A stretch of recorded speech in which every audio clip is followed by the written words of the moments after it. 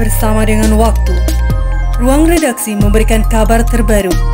Sultraline hari ini.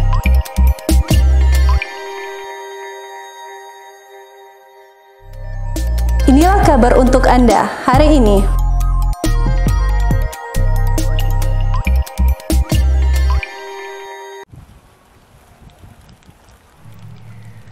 Polemik terkait rencana kedatangan 500 tenaga kerja asing asal negara Cina yang akan bekerja membangun smelter di PT Virtu Dragon Nickel Industri di Kecamatan Morosi, Kabupaten Konawe, Provinsi Sulawesi Tenggara yang kembali menyeruak di publik pasca Gubernur Sulawesi Tenggara bersama Forkompimda Sultra menyetujui rencana kedatangan 500 tenaga kerja asing dalam sebuah rapat koordinasi bersama di rumah jabatan Gubernur Sultra.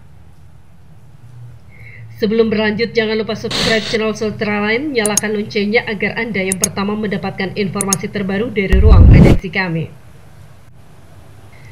Terkait adanya polemik rencana kedatangan tenaga kerja asing ini, mendapat tanggapan dari Direktur Lembaga Bantuan Hukum Kendari, Anselmus A.R. Masiko, yang diwawancarai oleh Sultraline di kantornya di Jalan Wayong, Kota Kendari.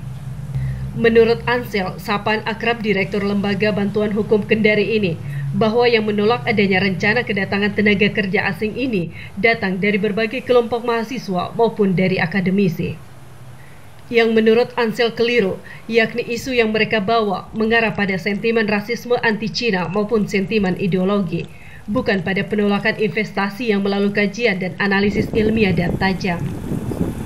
Adapun isu terkait bahwa hadirnya tenaga kerja asing membuat peluang kerja tenaga lokal akan hilang, isu ini juga harus di-backup dengan data yang kuat.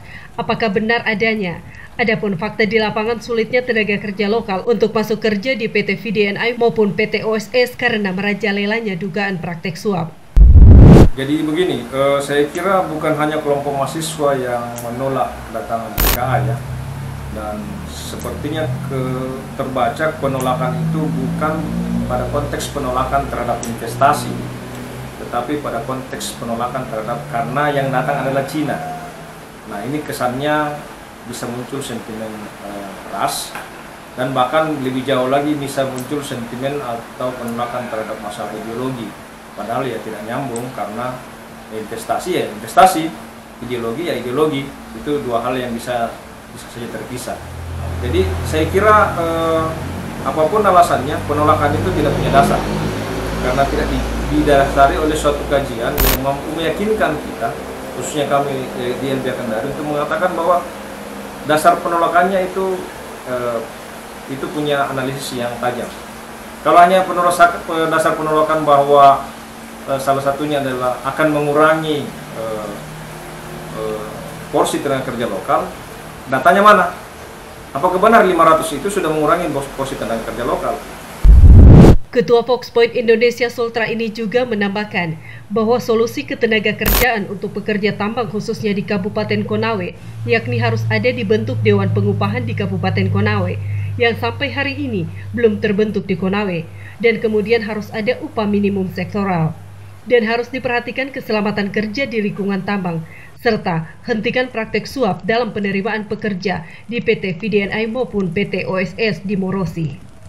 Untuk solusi jangka panjangnya, pemerintah Kabupaten Konawe dan pemerintah Provinsi Sulawesi Tenggara meningkatkan pembangunan sumber daya manusia dengan membangun sekolah politeknik pertambangan di Konawe dan Sulawesi Tenggara. Kalau mau solusi di ketenagakerjaan di perusahaan tambang, khususnya di Morosi, pertama, harus ada Dewan Pengupahan di wilayah Konawe. Sampai saat ini belum ada Dewan Pengupahan. Yang kedua, harus ada upah minimum sektoral, karena di situ sangat rendah upah minimumnya. Dia tunduk pada upah minimum baik provinsi ataupun upah minimum sektoral yang ada di Palu, di Morowali. Nah, seharusnya upah minimum sektoral yang harusnya muncul dari Kabupaten Konawe. Nah, yang ketiga, harus ada keselamatan kerja yang baik.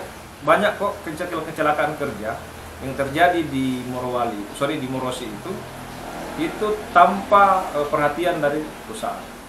Yang keempat, kesehatan. Yang kelima, fasilitas. orang datang di sana kerja, kemudian ternyata harus tidak punya fasilitas tempat tinggal, mereka harus kos-kosan di luar. Nah yang kelima, yang kelima itu seharusnya jangan lagi ada penerimaan dengan cara melakukan penyuapan. Dari Kompleks Blok M Bende Kendari, jurnalis Sultraland Ismar Indarsyah mengabarkan untuk Anda.